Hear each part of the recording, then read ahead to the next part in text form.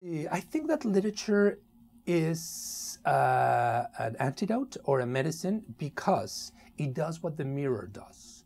And that is, you can see yourself reflected depending on the day and depending on the time and depending on what you are looking to find on that mirror.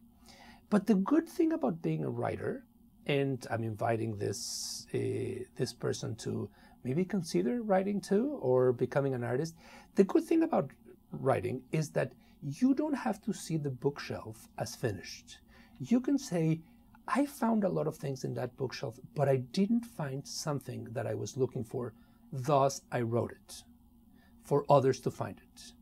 And maybe others will read it and say, it had something, but my own answer is not yet there. I'll add something to that bookshelf.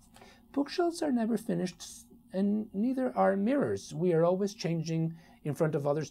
The important thing about identity is to know that it's a game and that it's never finished. It's always changing. Just when you think you know who you are, you have a child, you meet somebody new, you move to a new place, you all of a sudden watch a new movie, ate something different, and you realize, oh, the world is not what I thought. The world is always changing, and it is as it should be.